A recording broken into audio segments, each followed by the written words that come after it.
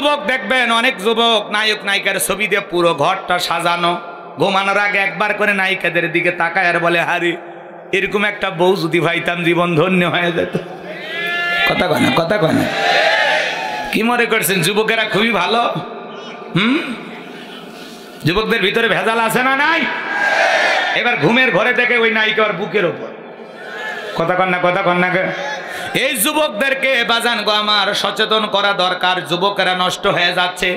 এই যে মোবাইল শরীফ আইসা যুবকদের জীবন শেষ। সারা রাত ইমো মেসেঞ্জারে বান্ধবীর সাথে কথা বলে জীবনটা শেষ করে ফেলে দিল। আছে না নাই পোলাপান? আপনাদের এলাকার ছেলে পেলে অবশ্য ভালো, এরা মোবাইলে কথা বলে না। আছে না নাই? এ যুবক আছে না নাই?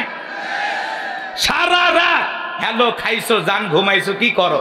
মেয়ে বলে একটা গল্পের বই পড়ি, উপন্যাস। কি তোমাকে চাই। ছেলে আবার এপাশ থেকে লেগে আমার ঘরে একটা উপন্যাস আছে গল্পের বই। কি মিলন হবে কতদিনে? তোর মরণের পরে। হাই রে যুবক, সারা রাত মোবাইলে এমবি ভরাইয়া বান্ধবীর সাথে গল্প করে। আছে না না? তুমি যার লাগিয়া এমবি ভরো তার তো বাটন ফোন। বলবো বলবো? তুমি যার লাগিয়া এমবি ভরো তার তো বাটন ফোন।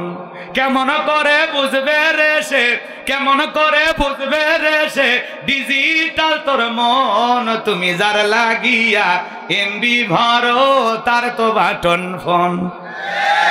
মেসেজ দিলে সেন করে না, দেয় না তো রিপ্লাই। ভিডিও কলে বলবা কথা, ক্যামেরা তার নাই রে, ক্যামেরা তার নাই।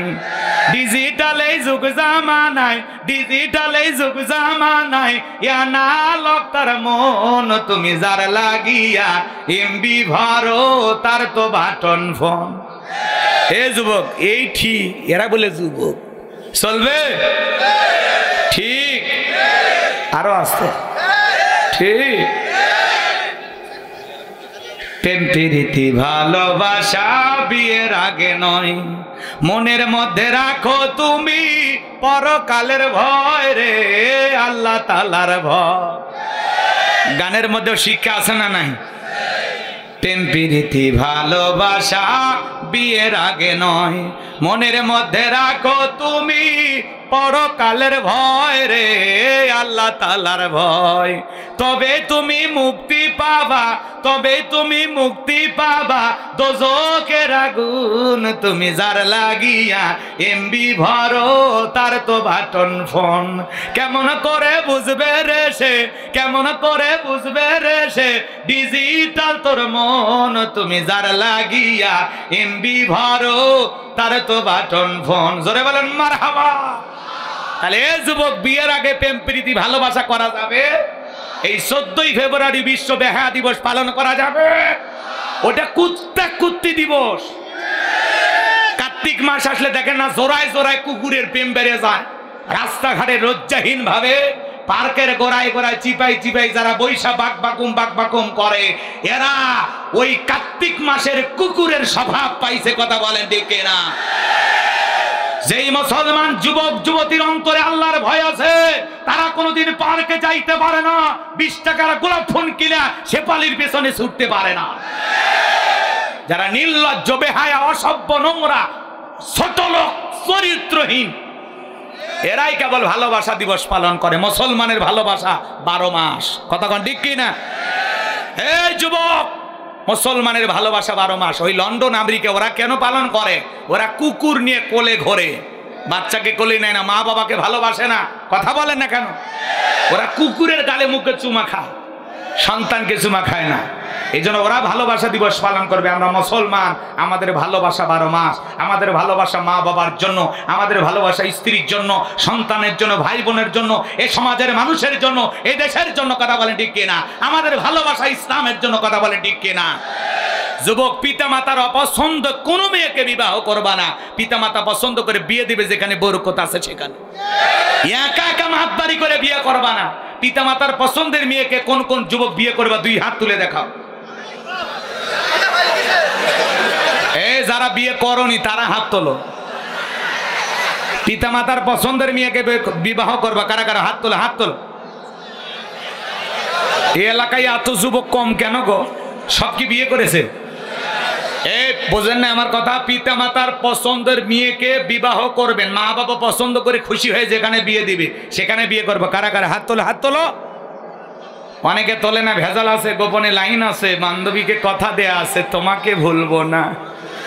হ্যাঁ, তোর 12টা বাজবে, তোর পীড়িতের পিনি কেমনি মরে যাবে। কথা কন ঠিক কিনা? যারা পিতা মাতার অপছন্দ, আজকের যুবকদের কি বুঝাবেন? 20 বছর বয়স হয়নি চেয়ারম্যান ভাই, বাড়িতে এসে বলে আব্বা উত্তর পাড়া লাকিকে আমি পছন্দ করেছি, রাজি থাকলে 1 চাপুন না হলে 2 চাপুন। কি হাইব্রিড শয়তান আছে না নাই? পিতা মাতা পছন্দ করে না, রাগান্বিত হয়ে বাড়ি থেকে পালিয়ে যায়, বিয়ে করে, তারপরে দাম্পত্য জীবনে আর সুখ থাকে না।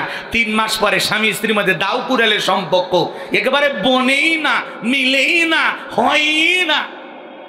আর ভালোবাসা তখন জানলা ভেঙে ফেলে যায়, আর তখন বলে কি যে ভুল করছি, মা বাবার পছন্দের মেয়েকে বিয়ে না করিয়া। কথা কন ঠিক কিনা? এজন্য যুবক, মা বাবা পছন্দ করে মুরব্বীদের দোয়া নিয়ে দাম্পত্য জীবন শুরু করতে হবে। পিতা মাতার অবাধ্য হয়ে বিয়ে করে দাম্পত্য জীবনে কখনো সুখ পাওয়া যাবে না। ভালোবেসে প্রেম করে কেউ কখনো সুখী হয় না। প্রেম করব, বিয়ে করার পরে কবুল বলার পরে মোহরানা দিয়ে হালাল স্ত্রীর সাথে। আরে পার্কে যায় প্রেম করে, 14ই ফেব্রুয়ারি পালন করে। আহা যুবক, এই 14ই ফেব্রুয়ারিতে কত নারী যে ধর্ষিতা হয়, কথা বলেন ঠিক কিনা? কত যুবকের মা বাবাকে ফোন করে থানার ওসি সাহেব ডাকে, আপনার ছেলেকে তো একটা মেয়ের সাথে পার্কে গ্রেপ্তার করেছে। এই যে বাবা মা যায় থানা থেকে সন্তানকে ছাড়িয়ে নিয়ে আসে, ওই পিতা মাতার জন্য কতটা লজ্জা। কথা কয় না, কথা কয় না? এই এমন কুসন্তান হবা না সুসন্তান হইবা? আল্লাহ যুবকদেরকে চরিত্রবান হওয়ার তৌফিক দান করুন। আল্লাযীনা হুম লিফুরুজিহিম হাফিজুন, নিজের যৌবনটাকে কন্ট্রোল করো, নিজের যৌবনটাকে হেফাজত করো। এই যৌবনকালের ইবাদত আল্লাহ পছন্দ করে, বিদায় যৌবনকালে আল্লাহর ইবাদতে সময় কাটাবো, নোংরা প্রেমালাপ করে নয়। কথা কন ঠিক কি না? আল্লাহ যুব সমাজকে আল্লাহর প্রেমিক বানায় দেন, জোরে বলেন আমিন। আল্লাহ ওয়ালা বানায় দেন, জোরে বলেন আমিন। যুবক, তোমাদের জন্য স্পেশাল বরাদ্দ আরো আছে। মন খারাপ করছো? যুবক একটু অপেক্ষা করো, সামনের দিকে যাই। ঘটনা কিন্তু ভুলে যাই নাই। যে কথা বলতে যাচ্ছিলাম গভীর মনোযোগ দিয়ে শোনেন। এইবার বাদশা বক্তে নাসর, ভালো করে বোঝেন। স্বপ্নের কথা মনে আছে আপনাদের? আর বাদশা স্বপ্নে কি দেখে জনগণ জানে না। এইবার জনগণ ডেকে বলে, বাদশা এ তো পাগলামি কথা, স্বপ্নের কথা আপনি বলবেন, আমরা স্বপ্নের ব্যাখ্যা বলবো। বাদশা ডেকে বলে, পাগলামি কথা কেন? তোমরা নাকি গায়েব জানো, গতকালকের গায়েবের খবর যদি না দিতে পারো তোমাদের 12টা আমি বাজাবো। বলেন তো বাজান, দুনিয়ার কোনো মানুষ কি গায়েব জানে? গায়েবের এলেম কার কাছে? যারা বলবে আমি গায়েব জানি, গায়েবের ভান ধরে থাকে, ওকে অন্ধকার রুমের ভেতর নিয়ে যাবেন, আচ্ছা তারে পিটান, পিটাইবেন, পিটাইয়ে বলবেন গায়েবী মার দিলাম, কারো কাছে বলবি না, বললে ধ্বংস হয়ে যাবে। কথা কন ঠিক কিনা? পারবেন তো ইনশাআল্লাহ? অনেক ভণ্ড পীরেরা বলে আমি গায়েব জানি, গায়েবের ভ্যান মানে ভাব ধরে থাক, আছে না? না, এর গালে খালি জুতা পিটা করা লাগবে। কথা কন ঠিক কিনা?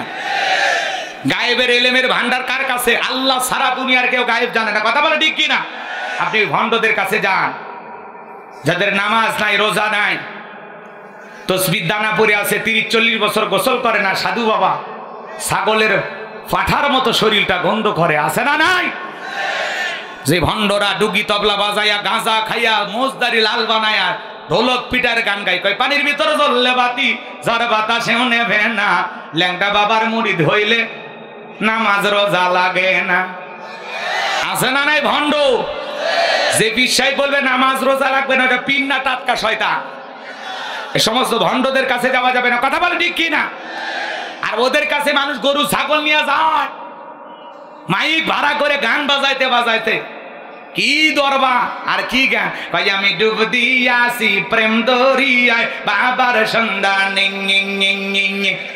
আবার সাইতে গিয়েছিল কুদ্দিস কে, আল্লাহর নাম নাই, রসুলের নাম নাই, কোথা কোথি জেকের আছে না নাই? এই ভণ্ডদের কাছে যাওয়া যাবে?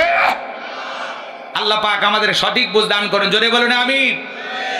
আল্লাহ বলেন অকুনু মা সাদিকিন, তোমরা সত্যবাদীদের সঙ্গী হও।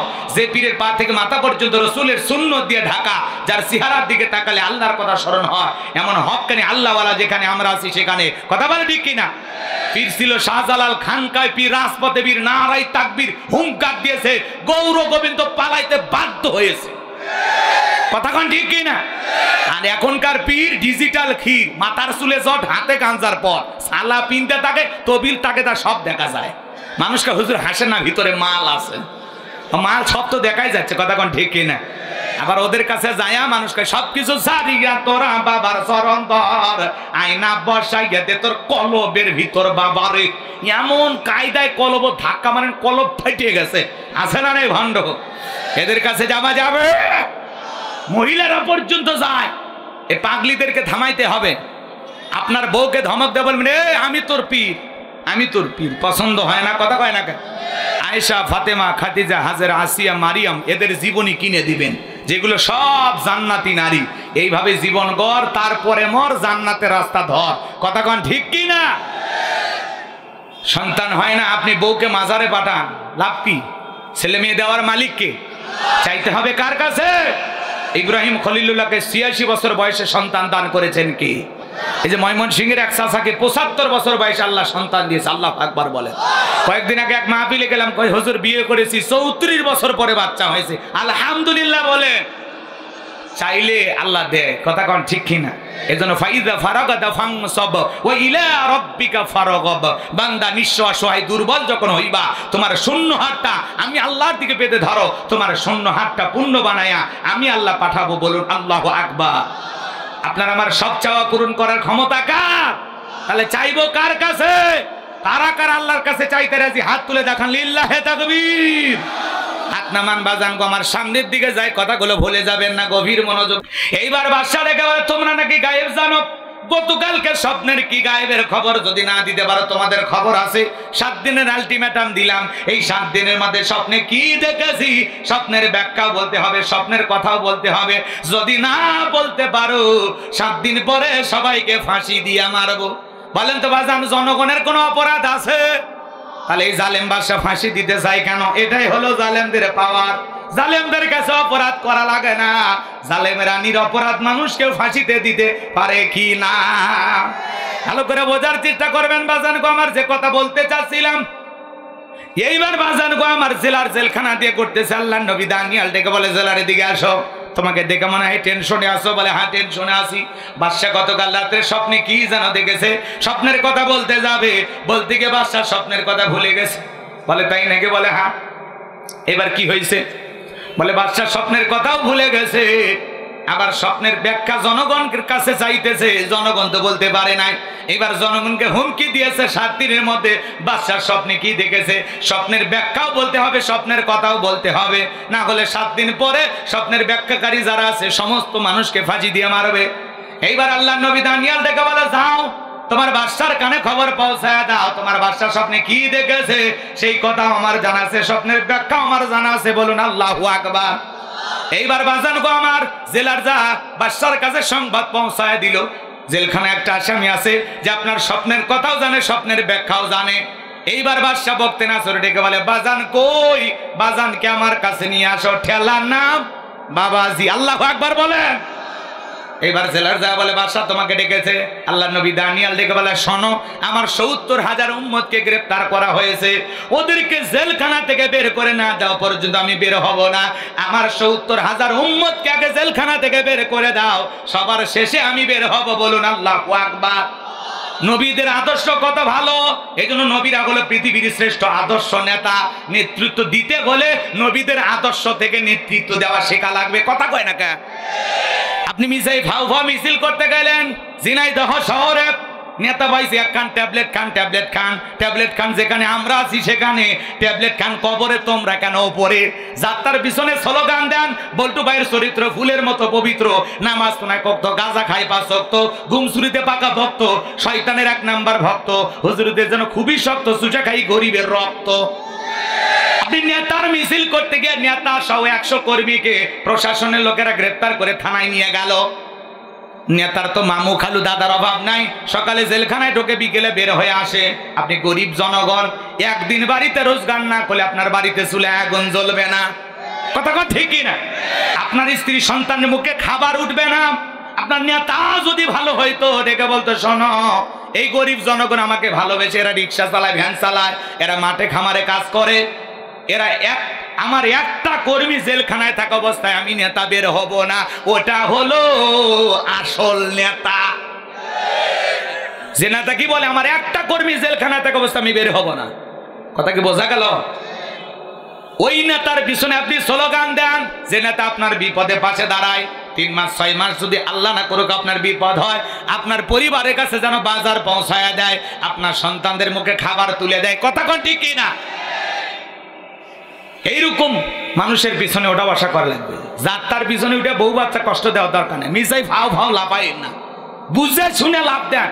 যে নেতা আপনার দুঃখে কাঁদে আপনিও তার দুঃখে কাঁদেন, যে নেতা আপনার সুখে হাসে আপনিও তার সুখে হাসেন, যে নেতা আপনার সুখে দুঃখে পাশে দাঁড়ায় আপনিও সেই নেতার সুখে দুঃখে পাশে দাঁড়ান, কথা বলে ঠিক কিনা? তাছাড়া ফাও ফাও লাভ দিয়া বউ বাচ্চাকে বিপদে ফেলায় না। বছরের পর বছর আপনি জেলখানায় থাকেন, আপনার পরিবারে খবর নেই না, আপনি নিঃস্ব হয়ে যায়, জেলখানা থেকে বের হয়ে থাকেন, বউ কার খুঁজে পান না, কথা হয় না গে? এরকম আছে না নাই? বাজানগো লম্বা হবে, লম্বা করবো না, জ্ঞানী লোকের জন্য অল্প কথায় যথেষ্ট কথা বলেন, ঠিক কিনা?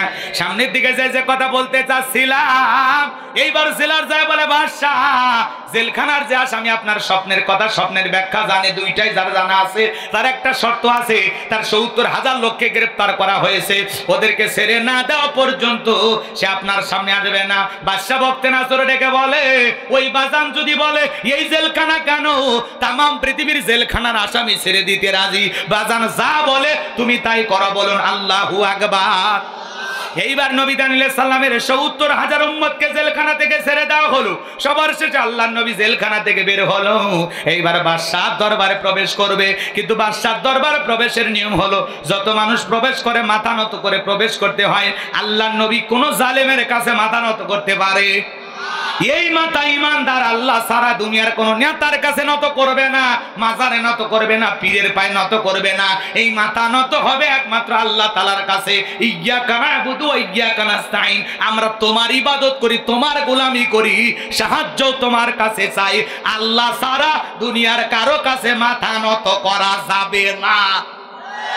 ভালো করে বোঝার চেষ্টা করবেন। আল্লাহর পয়গাম্বর নবী দানিয়েল আলাইহিস সালাম দেহটাকে আঁটো করে মাথাটাকে উঁচু করে কৌশল করে সুন্দর করে দরবারে প্রবেশ করলেন। এই দৃশ্য দেখার পর বাদশা বক্তে নাসর ডেকে বলে, এদিকে আসো বাবা, তুমি যেইভাবে প্রবেশ করলা, যত মানুষ আমার দরবারে ঢোকে সবাই তো মাথা নত করে, তুমি কেন মাথা নত করলা না? আল্লাহর নবী দানিয়েল ডেকে বলেন, শোনেন, ভালো করে বোঝার চেষ্টা করবেন, আপনাদের উদ্দেশ্যে বলতেছি বাজান গো আমার। আল্লাহর নবী ডেকে বলে, আপনি শোনেন, আমি যে মাথাটা নত করলাম না, কারণ হলো আপনার স্বপ্নের কথা যে আমার মাথার মেমোরির মধ্যে সেভ করে দিয়েছে, তার কথা হলো তাকে সারা দুনিয়ার কারো কাছে মাথা নত করা যাবে না। যদি আমি মাথা নত করতাম, আপনার মতো স্বপ্নের কথা ভুলিয়ে দিত, আপনিও টেনশনে মারা যেতেন, আমাকেও মেরে ফেলতেন।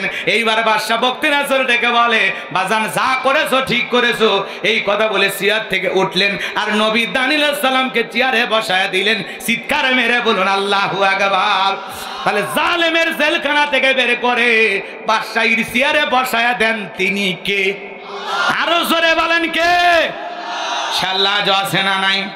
এবার পয়গম্বর স্বপ্নের কথাগুলো বলবে, বাকি ঘটনাকে আপনারা শুনবেন। কার কার শোনার ইচ্ছা আছে 2 হাত তুলে আল্লাহকে একবার দেখান, লিল্লাহি তাকবীর। হাত্তামান অনেকে 12:30 ফজর পর্যন্ত বলার আকাঙ্ক্ষা ছিল, কিন্তু নিয়ত তো সবার ঠিক থাকে না, বুঝেন না? যাই হোক, সমস্যা নেই, আর কয়েক মিনিট আরেকটা আয়াত তিলাওয়াত করেছি, আপনাদের মনে আছে না নাই? এই আয়াতটার জন্য 10টা মিনিট আপনাদের কাছে চাই, হবে ভাই? 10 মিনিট, তারপরে বাকি যে কথাগুলো আছে যদি বলার সুযোগ হয় বলে দেবো ইনশাআল্লাহ। 10টা মিনিট মেহেরবানি করে নড়াচড়া করেন না, কিছু নিয়ে বাড়িতে যান, কষ্ট হচ্ছে আপনাদের।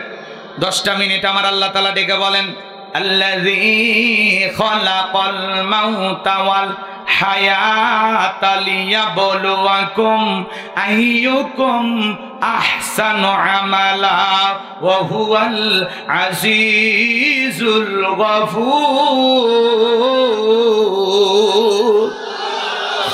ভাই 10 মিনিট, 10 মিনিট বসো।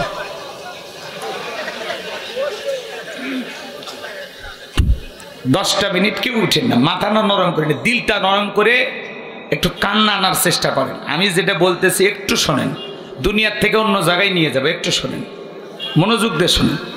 আল্লাযী খলাকাল মাউতা ওয়াল হায়াতা লিয়াবলুয়াকুম আইয়ুকুম আহসানু আমালা। আমার আল্লাহ ডেকে বলেন, যিনি সৃষ্টি করেছেন মৃত্যু আর জীবন, মৃত্যু আর জীবন সৃষ্টি করার ক্ষমতা কার? আরো জোরে বলেন কার? এরপরে আল্লাহ তাআলা বলেন লিয়াবলুয়াকুম আইয়ুকুম আহসানু আমালা। আমি আল্লাহ পরীক্ষা করে দেখবো আমলের দিক দিয়ে কার আমল কত বেশি ভালো, কার আমল কত বেশি উত্তম। বলুন আল্লাহু আকবার। আল্লাহ রাব্বুল আলামিন আমলের মাধ্যমে আপনাকে আমাকে পরীক্ষা করবেন। যার আমল ভালো তার আখিরাত ভালো, যার আমল খারাপ আর আখিরাতটা বরবাদ। কথা কোন ঠিক কিনা? একটু মনোযোগ দিয়ে শুনবেন বাজান। আল্লাহ আয়াতের শুরুতে কি বললেন? আল্লাযী খলাকাল মাউতা ওয়াল হায়াতা, যিনি সৃষ্টি করেছেন মৃত্যু আর জীবন। আল্লাহ সর্বপ্রথম মৃত্যুর কথা কেন বললেন? এই দুনিয়াতে আর একটা সিরিয়াল আছে, যাওয়ার কিন্তু কোনো সিরিয়াল নাই। দাদা আসছে, দাদার পরে বাবা আসছে, বাবার পরে আমি আসলাম, আমার পরে আমার সন্তানের আসলো। কিন্তু যাবার বেলায় 7 বছরের দাদা বেঁচে থাকে, 18 বছরের নাতির বিদায় হয়। কথা বলেন ঠিক কি না? এবার জানবো আমার যাওয়ার বেলা বাবা জীবিত থাকে, ছেলেটা বিদায় নাই, বাবার কাছে সন্তানের লাশ। এটা হলো দুনিয়ার সব চাইতে ভারী বোঝা। এটা কোনো বাবার পক্ষে বহন করা কষ্টসাধ্য হয়ে যায়। এবার জানবো আমার দুনিয়াতে একটা মানুষ আসবে, 9 মাস আগে খবর পাওয়া যায়, কিন্তু একটা মানুষ বিদায় নেবে 9 সেকেন্ড আগেও জানা যায় না। কথা বলেন ঠিক কিনা?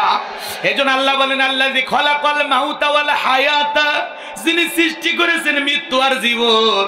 আমার আল্লাহ বলেন কুল্লু নাফসিন যায়িকাতুল মাউত, প্রত্যেক প্রাণীকে মৃত্যুর স্বাদ গ্রহণ করা লাগবে।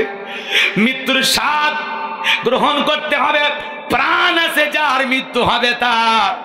এই দুনিয়ার জমিনে যত জীব জন্তু আছে সকলেরই মৃত্যু হবে।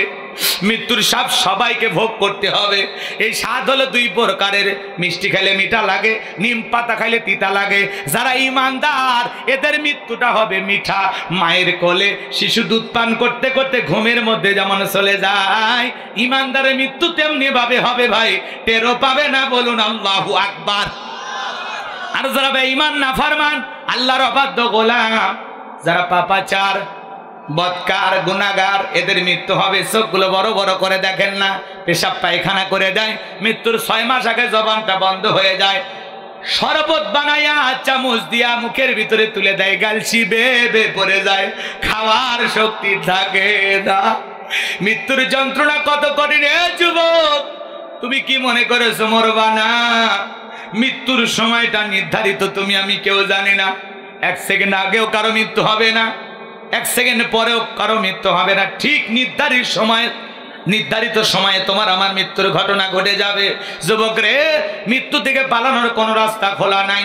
আইনামা তাকুনু ইদরিকুমুল মাউতু ওয়ালাউ কুনতুম ফি বুরুজিম মুশাইয়াদা।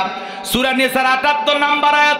আল্লাহ তাআলা ডেকে বলেন, যেখানে থাকো, যে অবস্থায় থাকো, মৃত্যু তোমাদেরকে ধরবে। মৃত্যু থেকে পালানোর কোনো রাস্তা খোলা নাই। যুবক রে, গভীর মনোযোগ দিয়ে কথাগুলো শুনে যাও। তুমি মনে করো 10 তলা বিল্ডিং এ তুমি ঘুমাও, লিফটের সুইচ মনে হয় মালাকুল মউত চেনে না। যেদিন মৃত্যু আসবে রে যুবক, যে অবস্থায় থাকো, যতই সুরুক দীর্ঘের ভিতরে থাকো, যেমন ফ্ল্যাট বাড়িতে থাকো না কেন, মৃত্যু যখন আসবে কেউ তোমাকে বাঁচাতে পারবে না। কথা বলে ঠিক কিনা? আর মালাকুল মউতের রাস্তা বন্ধ করার মতো শক্তি পৃথিবীর কোনো মানুষের নাই। কথা বলেন ঠিক কিনা? গভীর মনোযোগ দিয়ে কথাগুলো শুনবেন। মৃত্যুর যন্ত্রণা কত, সবাইকে মরতে হবে। দুনিয়া চিরকাল থাকার জায়গা না, সবাইকে বিদায় নিতে হবে। আল্লাহ নবী ইদ্রিস আলাইহিস সালামকে জিজ্ঞাসা করা হয়েছিল, আপনার কাছে মৃত্যুর যন্ত্রণা কেমন মনে হয়? আল্লাহ নবী ইদ্রিস আলাইহিস সালাম ডেকে বলেন, আমার কাছে মৃত্যুর যন্ত্রণা এমন মনে হয় জ্যান্ত ছাগলের গা থেকে চামড়া খসাইলে ছাগলের যেমন কষ্ট হয়, মৃত্যুর যন্ত্রণা তার চাইতে আমার কাছে বেশি কষ্টকর মনে হয়। চিৎকার মেরে বলুন আল্লাহু আকবার। মৃত্যুর যন্ত্রণা কত কঠিন আপনি জানেন? আপনার আমার প্রিয় নবীর ইন্তিকালের সময়, আমার ভাইয়েরা, আপনার আমার বিশ্ব নবী অসুস্থ। নবীজি বিদায় নেবেন, ফাতেমা জোরে কান্নাকাটি করেন। নবীজি তার মেয়ের চোখের পানি ডেকে বলে, মা ফাতেমা, আমি দুনিয়ার সবার চোখের পানি সহ্য করতে পারি, তোর চোখের পানি আমি সহ্য করতে পারি না রে মা, আয় আয় তোর কানটা আমার মুখের কাছে লাগায় দে। এই কথা বলে বিশ্বনবী যখন ডাকলেন হযরতে ফাতেমা, নবীর মুখের কাছে যখন কানটা লাগায় দিল, আমার নবী ফিসফিস করে কি যেন বললেন, হযরতে ফাতেমার কান্না বন্ধ হয়ে গেল। বলুন আল্লাহু আকবার। আম্মা জান আয়েশা জিজ্ঞাসা করেন, আমার মেয়ে ফাতিমা, তোমার বাবা কি এমন কথা বলেছে যার কারণে তোমার কান্না বন্ধ হয়ে গেল? হযরতে ফাতেমা ডেকে বলে, আমার আম্মা জান, আমার বাবা আমাকে বলেছেন বাবার ইন্তিকালের পরে সর্বপ্রথম বাবার সাথে আমার দেখা হবে। বলুন আল্লাহু আকবার। শুধুমাত্র বিশ্ব নবী নয়, ফাতেমাও বিশ্ব নবীকে মোহাব্বত করতেন, ভালোবাসতেন নিজের জীবনের চাইতে বেশি। আল্লাহু আকবার বলেন। একদিন হযরতে ফাতেমা কেমন নারী ছিলেন? জান্নাতি নারীদের সর্দারনি কেন বলা হয়? জঙ্গলের উট এসে যাকে সালাম দেয়, আল্লাহু আকবার বলে। ফাতেমা রাসূলের বাড়িতে গেলেন, ডাক দিলেন দরজা, আব্বা দরজা খোলেন। বিশ্বনবী দরজা খুলে দিলেন। হযরতে ফাতিমা তাকায় দেখেন নবীজি এত কান্না করেছেন, কাঁদতে কাঁদতে দাড়ি ভিজে গেছে। হযরতে ফাতিমা ডেকে বলে, বাবা এত কান্না কেন করেছেন, কি হয়েছে আপনার? ও বাবা, আমার মা খাদিজার কথা ভেবে কি কান্না করেন, নাকি চাচা আবু তালেবের কথা ভেবে কান্না করেন, নাকি ছোটবেলায় মা বাবাকে হারিয়েছেন এই জন্য কষ্টে কান্নাকাটি করেন? কি হয়েছে গো বাবা? আপনার চোখের পানি আমি ফাতেমা সহ্য করতে পারি না। আল্লাহ। আমার নবী ডেকে বলে, ফাতেমা আমি তোমার মা খাদিজার কথা ভেবে কান্না করি না, আমার চাচা আবু তালেবের কথা ভেবে কান্না করি না। আমি কেন কান্না করি জানো মা? আমাকে যখন জিবরাইল মেরাজ করতে নিয়ে গেল, মেরাজ করার সময় গো মা, আমাকে যখন জান্নাতটা ভ্রমণ করা হলো, ওই মেরাজ করতে গিয়ে মা জান্নাত যখন ভ্রমণ করানো হলো, জান্নাত আল্লাহ তাআলা এত নিয়ামত দিয়ে সাজাইছে, এত নিয়ামত দিয়ে সাজাইছে, জান্নাত দেখার পরে দিলটা হয়ে গেল খুশি। আল্লাহর কাছে দোয়া করলাম বেশি বেশি, আল্লাহ যেন আমার গুনাহগার উম্মতকে বানায় দেয় জান্নাতবাসী। বলুন সুবহানাল্লাহ। ও মা, জান্নাত দেখার পরে মনটা ভরে গেল মা। এরপরে জিবরাইল ডেকে বলে, নবী চলেন আপনাকে একটু জাহান্নাম দেখায়। এরপরে আমাকে যখন জাহান্নামের ভিতরে প্রবেশ করানো হলো, আমি তাকায় দেখি মা পুরুষের তুলনায় জাহান্নামের ভিতরে নারীদের সংখ্যা হলো সবচাইতে বেশি। হে মা বোনেরা শুনে যান মা, আজকের মেয়েদেরকে ঘরে রাখা কঠিন হয়ে যাচ্ছে। ওই যে ঢাকা শহরের 3টা কিশোরী, ছোট্ট মেয়ে, বয়স খুব একটা বেশি না, 3 জন মেয়ে একসাথে বাড়ি থেকে পালিয়েছে বিটিএস এর সন্ধানে। বিটিএস কারা? যুবক তোমরা বোঝো, যারা সমকামিতাকে প্রমোট করে, যারা নোংরা শ্রেণীর মানুষ, যারা গান বাজনার মাধ্যমে অশ্লীলতা ছড়ায়। প্রত্যেকটা অভিভাবক কান্নাকাটি করে, 11 দিন হয়ে গেল 3টা মেয়ে নিখোঁজ। বিটিএস এর সন্ধান খোঁজার জন্য, তাদের অনুসারী হওয়ার জন্য এরা বাড়ি থেকে বের হয়ে গেছে। আজকের বাচ্চাদের হাতে আপনি মোবাইল দিয়েছেন, ও মোবাইলে কি দেখে আপনার একটু খবর রাখার দরকার আছে না নাই? জোরে বলেন, দরকার আছে না নাই? এ বাজান গো আমার, এই মেয়ে 3টা ঢাকা শহরে বাড়ি, মতিঝিল এলাকায় বাড়ি, ঘর ছাড়া হয়েছে বিটিএস এর সন্ধান করার জন্য। এই যে দক্ষিণ কোরিয়ার ভিতরে এটা প্রমোট করেছে যুবকেরা বেশি, যারা দেখতে নারীও না পুরুষও না, এমন প্রকৃতির ছেলে। কথা কয় না কে? কথাকে বোঝা গেল? আবার দেখতে মেয়ে মানুষ, ছেলেদের মতো ভাব পোশাক পরে ঘোরে। এদের একটা বিশাল একটা গ্যাং আছে, পার্টি আছে, পুরো পৃথিবীতে এদের সদস্য এরা বৃদ্ধি করতেছে, বিভিন্ন দেশেরা সফর করতেছে। সাদা চামড়ার দল, এদের অন্তরে নোংরামি শয়তানি দিয়ে ভরা। আপনার সন্তান যদি এদের ফাঁদে পা দেয়, আপনার সন্তান বিপদগামী হয়ে যাবে। এজন্য এখনো সময় আছে, বাচ্চাদেরকে কন্ট্রোল করবেন। এই যে বিটিএস এর কোনো প্রোগ্রাম ওদেরকে দেখতে দেবেন না। বাচ্চারা মোবাইল এগুলো দেখতে দেখতে ওদের আশেক হয়ে গেছে, পাগল হয়ে গেছে। ওরা ওদেরকে সন্ধান করে, ওদের মতো জীবন যাপন করতে চায়। ওরা যেরকম উশৃঙ্খল, কারো কথা শোনে না, লাফাঝাপি করে, পুরো পৃথিবী সফর করে, ঘোরাঘুরি করে, এরাও ঠিক এইভাবে এরা চলতে চায়। কথা কি বুঝতে পেরেছেন? এরা মুক্ত একটা জীবন চায়, এরা বিয়ে করতে চায় না, সংসার করতে চায় না, এরা সমকামিতাকে প্রমোট করে, নানান ধরনের মানুষকে এরা নোংরা পথ দেখাইতেছে। এজন্য আপনার সন্তানকে মানুষের মতো মানুষ বানাইলে এই নোংরা অশ্লীল ভিডিও দেখা থেকে ওদেরকে বিরত রাখা লাগবে। ওদের কোনো চ্যানেলে নিউজ দেখান যাবে না, ওদেরকে সংবাদ, ওদের কোনো সংবাদ আপনার বাচ্চার কানে দেওয়া যাবে না। আপনার বাচ্চা মোবাইলে কার ভিডিও দেখে, কার ভিডিও দেখে, আপনাকে একটু খবর নেওয়ার দরকার আছে না নাই? ওই বাচ্চাদের ভিডিও দেখে ওর মহিলারা মা বাবা সবাই কান্নাকাটি করতেছে, সন্তানদেরকে খুঁজে পাইতেছে না। আরেকটা ছেলে নিয়ে দেখলাম ওদেরকে নাকি উদ্ধারও করা হয়েছে। চিন্তা করেন, বিটিএস এর ভালোবাসা দেখাইতে গিয়ে 3টা মেয়ে ঘর ছাড়লো, বাড়ি ছাড়লো। আপনার সন্তান যদি ওদের ফাঁদে পা দেয়, এই সন্তানগুলো বিপদগামী হয়ে যাবে। এই জন্য সন্তানের হাতে মোবাইল দেবেন না, টেলিভিশন দেখতে দেবেন না। বাচ্চাদেরকে একটু কন্ট্রোলে রাখার দরকার আছে না নাই? আর দিলেও ভালো জিনিস দেখে না, খারাপ জিনিস দেখে, একটু খবর নেওয়ার দরকার আছে না নাই? 11 দিন হয়ে গেল ওরা ঘর ছাড়া, বাড়ি ছাড়া। ভালো করে চিন্তা করেন কতটা আশেক হয়ে গেছে। ভালো করে বোঝার চেষ্টা করবেন বাজান, যে কথা বলতে চাচ্ছিলাম। বিশ্ব নবী ডেকে বলে, মা ফাতেমা, আমি তাকায়া দেখি জাহান্নামী নারীদের সংখ্যাই বেশি। এক শ্রেণীর নারীদের চুলের মুঠিগুলো আসমানের দিকে তুলে ধরা হয়েছে, পা থেকে মাথা পর্যন্ত জাহান্নামের আগুন দাও দাও করে জ্বলতেছে। গরম পানি যেরকম থকবক থকবক করে, ওদের শরীরটা জাহান্নামের আগুনে তেমনি ভাবে জ্বলতেছে। ওদের চিৎকারে মানে আসমান জমিন ভেঙে পড়বে। মা, আমি একবার তাকাইয়া আর তাকাইতে পারলাম না। জিবরাইলকে ডেকে বললাম, ভাই জিবরাইল, এই সমস্ত নারীদের কি অপরাধ, কেন তাদেরকে এইভাবে শাস্তি দেওয়া হয়? জিবরাইল ডেকে বলেন, নবী গো, এই সমস্ত নারী তো তারাই যারা দুনিয়াতে মাথায় কাপড় দিত না, বেপরদায় চলাফেরা করতো, স্বামীর কথা মানতো না। এই জন্য এই সমস্ত নারীদেরকে এইভাবে জাহান্নামের আগুনে জ্বালানো হইতেছে। হযরতে ফাতেমা ডেকে বলে, বাবা, এই যদি হয় জাহান্নামী নারীদের শাস্তি, আমি ফাতেমা আজ থেকে আরো বেশি করে পর্দার গুরুত্ব বাড়াবো।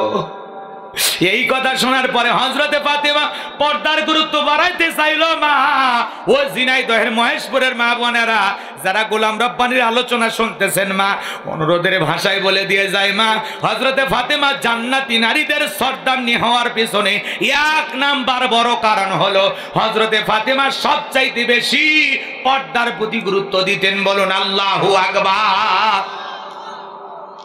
মৃত্যুর আগ পর্যন্ত তিনি পর্দার কথা চিন্তা করেছিলেন। আল্লাহু আকবার বলেন। ওইদিকে কথা বলতে গেলে লম্বা হবে, রাত বেশি হবে, আমি বেশি রাত আলোচনার করতে চাই না। আপনাদের উদ্দেশ্যে যে কথা বলতে চাচ্ছিলাম, মা বোনদেরকে অনুরোধের ভাষায় বলবো, মা, পর্দা করবেন, পর্দা করবেন, আল্লাহর ফরজ বিধানটা মেনে চলবেন।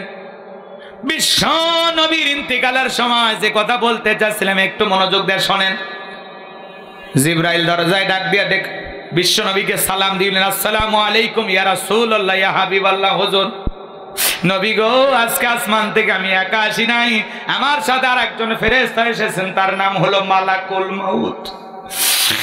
যেই ফেরেশতা দুনিয়ার কারো বাড়িতে প্রবেশের অনুমতি চায় না, আপনার অনুমতির অপেক্ষায় আমরা দাঁড়িয়ে আছি। বিশ্ব নবী ডেকে বলে, মা ফাতেমা, দরজা খুলে দাও। দরজা খুলে দেওয়া হলো। মালাকুল মউত আর আজরাইল আর জিবরাইল প্রবেশ করলেন। মালাকুল মউত প্রবেশ করার পরে বিশ্ব নবীকে সালাম দিলেন, আসসালামু আলাইকুম ইয়া রাসূলুল্লাহ, ইয়া হাবিবাল্লাহ। হুজুর নবী গো, আপনি কেমন আছেন? বিশ্ব নবী ডেকে বলে, আলহামদুলিল্লাহ, এখন আগের তুলনায় কিছুটা ভালো আছি, সুস্থ আছি। মালাকুল মউত ডেকে বলেন, নবী, আমার আল্লাহ আমাকে বারবার বলেছে, আমার বন্ধু যদি অনুমতি দেয় বন্ধুর জানটা কবজ করবা। বন্ধু যদি অনুমতি না দেয় রে মালাকুল মউত, 1 সেকেন্ড দেরি করবি না। আমার বন্ধুর যতদিন মনে চায় আমার বন্ধু ততদিন দুনিয়ায় থাকবে। বলুন আল্লাহু আকবার। আমার নবী ডেকে বলে, মালাকুল মউত রে, এরপরে কি আর কোনোদিন আসবা না? ডেকে বলে, আবারও আল্লাহ যেদিন অনুমতি দিবেন সেদিন আসবো। আমার বিশ্ব নবী ডেকে বলে, মালাকুল মউত আর আসতে হবে না, আজকে আমি তোমাকে অনুমতি দিলাম, তুমি আমার জানটা কবজ করতে পারো।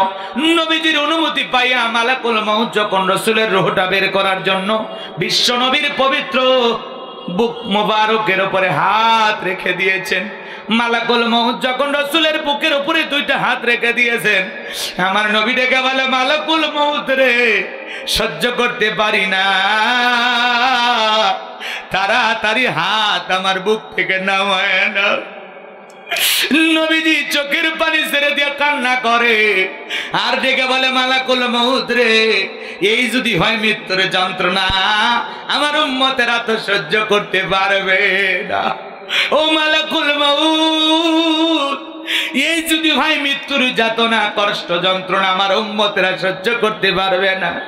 মালাকুল মউত ডেকে বলেন, নবী বিশ্বাস করেন, আমার আল্লাহ আমাকে বারবার বলেছেন, আমার বন্ধুর জানটা বের করার সময় খবরদার আমার বন্ধুর সাথে যেন কোনো বেয়াদবি না হয়। নবী গো বিশ্বাস করেন, দুনিয়ার সবচাইতে কম কষ্ট দিয়া আপনার রূহটা বের করার আমি চেষ্টা করতেছি, সবচাইতে সতর্কতা অবলম্বন করে আপনার রূহটা বের করার জন্য আমি চেষ্টা করতেছি। দুনিয়ার সবচাইতে কম কষ্ট আপনাকে দেওয়ার জন্য আমি চেষ্টা করতেছি। বলুন আল্লাহু আকবার। আমার নবী ডেকে বলে, মালাকুল মউত, এই যদি হয় মৃত্যুর সবচাইতে কম যন্ত্রণা, আমার উম্মতেরা সহ্য করতে পারবে না। মালাকুল মউত রে, আমার কথা দাও, আমার উম্মতকে মৃত্যুর সময় যন্ত্রণা দিবা না, কষ্ট দিবা না। যেই নবী মৃত্যুর পূর্বেও উম্মতের কথা ভোলে না, কেমন নবী পাইছি বলুন আল্লাহু আকবার। মৃত্যুর পূর্বে উম্মতকে ভোলে না, উম্মতের কথা ভুলে যায় না, আল্লাহু আকবার। মালাকুল মউত ডেকে বলেন, নবী আপনাকে আমি কথা দিলাম, আপনার উম্মতের মধ্যে যারা আপনার রেখে যাওয়া আদর্শ মোতাবেক চলবে, আল্লাহর বিধান মোতাবেক চলবে, নবী গো, যারা হবে নেককার, তাদের জানটা বের করার সময় আমি ইহসান করব, সব চাইতে কম কষ্ট তাদেরকে আমি দেব।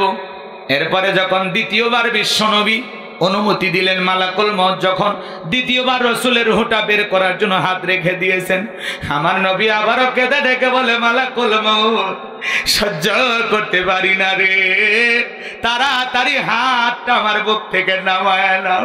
আমার নবী কেঁদে কেঁদে বলে, মালাকুল মউত, আমার কাছে মনে হয় পাহাড় আমার বুকের উপরে চেপে ধরা হয়েছে। বিশ্ব নবীর কাছে মৃত্যুর যন্ত্রণা যদি এমন কষ্টকর মনে হয়, এ যুবক, তোমার আমার মৃত্যু হবে, দুনিয়া কিন্তু চিরকাল থাকার জায়গা না। নবীর কাছে মৃত্যুর যন্ত্রণা যদি এমন কষ্টকর হয়, তোমার আমার মৃত্যুর যন্ত্রণা কত কঠিন হবে। মৃত্যুর সময় আসার আগে প্রস্তুতি গ্রহণ করার দরকার আছে না নাই? যুবক রে, তুমি 7 দিনের সফরের জন্য যদি কক্সবাজারে চলে যাও, তোমার একটা ব্যাগ থাকে, ব্যাগের ভিতরে প্রয়োজনীয় কাপড় থাকে, প্রেমিকার ডায়েরি থাকে, মোবাইল চার্জার থাকে, কিন্তু যুবক রে, 7 দিনের সফরের জন্য তোমার যদি একটা ব্যাগ লাগে, পরকাল সফরের শুরু আছে, শেষ নাই। যেই কবর জিন্দেগির দিকে তুমি আমি রওনা করেছি, আজ হোক কাল হোক সবাইকে কবর পথের যাত্রী হতে হবে। যুবকরে, ওই কবরে যাওয়ার আগে তুমি মনে করো তোমার একটা আমল নামার ব্যাগ তুমি রেডি করতেছো।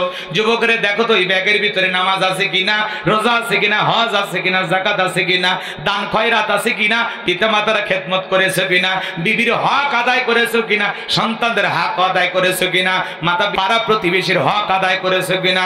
যুবকরে, মৃত্যু আসার আগে, আল্লাহর কাছে হিসাব দেওয়ার আগে 2টা মিনিট বালিশে মাথা রেখে একটু চিন্তা করো, আজকে যদি মৃত্যু হয়, পরকালে জীবনে কি নিয়ে রওনা করেছি, কি জবাব দিব আল্লাহর কাছে? দুনিয়া চিরকাল থাকার জায়গা না, বাল তুসিরুনাল হায়াতাদ দুনিয়া ওয়াল আখিরাতু খায়রু ওয়া আবকা।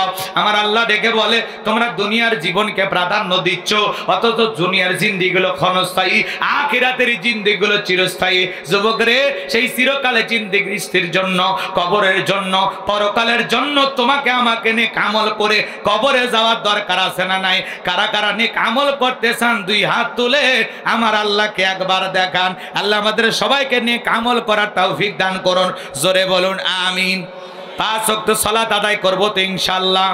আল্লাহ আমাদের সকলের জীবনকে নেক আমলের মাধ্যমে পরিবর্তন করার তৌফিক দান করুন, কোরআন সুন্নাহ মোতাবেক চলার তৌফিক দান করুন, পরকালমুখী চিন্তা ভাবনা করে বাকি জিন্দেগি কাটানোর তৌফিক দান করুন। সবাইকে সিরাতাল মুস্তাকিমের প্রতীক হিসাবে আল্লাহ কবুল করুন, জোরে বলুন আমিন। আমার ভাইয়ের, আমি অনুরোধের ভাষা আপনাদেরকে বললাম 10টা মিনিট আমাকে দেন। এরপরেও দেখলাম অনেকে ওটা আশা করতেছেন। যাই হোক, রাত অনেক গভীর হয়ে গেছে, আর বাকি কথাগুলো বলতে পারবো না। ভাই, দুনিয়া থাকার জায়গা না, সবাইকে যেতে হবে। আপনি কি নিয়ে যাচ্ছেন? মালিকের সাথে যে সাক্ষাৎ করবেন, কি নিয়েছেন, কতটুকু আমল করেছেন? যে আমল করেছেন আপনি কি গ্যারান্টিতে বলতে পারবেন এই আমলে আপনি জান্নাতে যেতে পারবেন? বলা যাবে ভাই? বলা যাবে এমন আমল করেছেন? কিসের মাতবাড়ি, কিসের অহংকার? আসুন বিনয়ী হোক। হ্যাঁ দেখেন, যাই হোক, গভীর রাত হলে আসলে বয়ান করাও কঠিন, বোঝানোও কঠিন। যতটুকু আলোচনা হয়েছে, বক্তা শ্রোতা সবাইকে আল্লাহ বাস্তব জীবনে আমল করার তৌফিক দান করুন, পরকালমুখী জীবন যাপনের তৌফিক দান করুন, দুনিয়ার লোভ লালসা পরিত্যাগ করে আল্লাহর প্রিয় গোলাম হওয়ার তৌফিক দান করুন। হিংসা বিদ্বেষ ভুলে কাঁধে কাঁধ মিলে মিলেমিশে, তিনটার মধ্যে অন্তত একটা বলে দিয়ে যায়, তাই না? হযরত আলীর কথাটা বলার আমার ইচ্ছা ছিল, যেহেতু আপনারা আসলে বিরক্ত হয়েছেন। এদিক খেয়াল করেন, বসেন বসেন, সবাই বসেন। শোনেন, মেয়েটার বাবা মেয়ের বিরুদ্ধে গভীর ষড়যন্ত্র করছে, মনে আছে আপনাদের? আর হযরত আলী আর আমার বাজা বাজা মনে আছে না নাই? আর বাদশাহীর চেয়ারে নবী দানিয়াল বসে আছে, স্বপ্নের কথা বলবে, ভুলে গেছে? আসলে এই কথাগুলো আমি বলি, যে কোনো জায়গায় আমি বিষয়ভিত্তিক আলোচনা করার চেষ্টা করি। এজন্য অনেকের কাছে, যেহেতু আজ মাহফিল লিখেছিলেন, আমি সব দিক চিন্তা ভাবনা করে মনে করলাম যে একটা কথা বলে মানুষকে বোঝানোর চেষ্টা করি। কিন্তু আসলে বাস্তবতার আলোকে সবাই তো সব বুঝবো না, কথা কয় না কে? একটা ভেলেন মিশা সওদাগর, নাম আপনারা শুনেননি কি না? কথা কয় না, কথা কয় না, নাম শুনছেন আপনারা? এই যে মিশা সওদাগর অভিনেতা ভেলেন, ও বিশ্ব ইস্তেমার মাঠে গেছে, কথা কয় না? ভেলেন সিনেমায় অভিনয় করে, ও বলতেছে পরকালের ভয় আমার ভিতরেও আছে। মিশা সওদাগর বলতেছে আমার অন্তরে পরকালের ভয় আছে, আমি সিনেমা করি, অন্য জগতের মানুষ। তারপরে যখন বিশ্ব ইস্তেমা হয়, এই ভালো কাজে আমার আসতে আমার মনটা ছুটে আসে। আমি 3 দিন শুটিং বন্ধ করে নাটক সিনেমা বাদ দিয়া 3 দিনের জন্য ইস্তেমায় হাজির হয়েছি। মনে মনে ভেবেছি আল্লাহর কাছে আমি আল্লাহর প্রিয় হতে চাই, আল্লাহর প্রিয় গোলাম হতে চাই। যাই হোক, দিন শেষে আমি একজন মুসলমান, আমি একজন আল্লাহর বান্দা, এই ভয়ে আমি ইস্তেমার মাঠে হাজির হয়েছি। এর ওসিলায় আল্লাহ যদি আমাকে মাফ করে। চিন্তা করেন, একজন সিনেমার অভিনেতা মিশা সওদাগর 5 ওয়াক্ত নামাজ পড়ে, আল্লাহর বান্দা ইস্তেমার মাঠে হাজির হয়েছে, বিশ্ব ইস্তেমার মাঠে। একজন অভিনেতা নাটক সিনেমা করে, তার মনের মধ্যে মাঝে মাঝে আল্লাহর ভয় জন্ম হয়। আর আমাদের সমাজের এমন মানুষ আছে, মিশা সওদাগরের চাইতে ঈমান বেশি খারাপ, কথা কয় না কে? মিশা সওদাগর মাঝে মাঝে তো নামাজ পড়ে, আল্লাহর বান্দা বিশ্ব ইস্তেমার মাঠে হাজির হয়ে গেছে, বলতেছে আমার অন্তরে পরকালের ভয় আছে। এই যে 3 দিন এই জায়গায় সময় কাটালাম, আল্লাহ যদি এর ওসিলে আমাকে মাফ করে, আল্লাহর কাছে মাফ চাওয়ার আশায়, নিজের গুনাহ মাফের আশায় আল্লাহর কাছে একজন সিনেমার অভিনেতা মিশা সওদাগর সেও ধরা দেয়। আর যুবক, তোমাকে পায়ে ধরে হাতে ধরে অনুরোধের ভাষায় বলি, চলো মসজিদে যায়, নামাজ আদায় করি, কোরআন পড়ি, জীবনটাকে পরিবর্তন করি, নেক আমল দিয়ে সাজাই, পরকালমুখী চিন্তা করি, আখিরাতমুখী চিন্তা করি, এরপরে আপনি আমি পরিবর্তন হই না, কথা বলেন ঠিক কি না? এই যে মানুষের দুনিয়াবি চিন্তা ভাবনায় পাগল হয়ে গেছে, এই জন্য আল্লাহ বলেন আলহাকুমুত তাকাসুর হাত্তা যুরতুমুল মাকাবির। এই দুনিয়ার প্রাচুর্যের প্রতিযোগিতা, সম্পদের প্রতিযোগিতা, লোভ লালসার প্রতিযোগিতা মানুষকে পাগল বানাইছে, কথা বলে ঠিক কি না? এই মানুষের লোভ লালসা থামবে কখন? হাত্তা যুরতুমুল মাকাবির, যেদিন আপনার আমার মৃত্যু হবে, যেদিন আপনি আমি কবরে যাব, এই কবরের মাটি যেদিন আপনার আমার মুখের ভিতরে ঢুকবে, সেদিনই দুনিয়ার লোভ লালসা স্বাদ আশা মিটে যাবে, কথা বলে ঠিক কি না? এজন্য ভাইয়েরা আমার, আসুন মৃত্যু আসার আগেই, মসজিদের মাইকে আপনার নাম এলান জারি হওয়ার আগে নিজেকে পরিবর্তন করুন, খাঁটি মুসলমান হওয়ার চিন্তা করুন। আল্লাহর গোলাম হয়ে আমরা মরতে চাই, কথা বলে ঠিক কি না?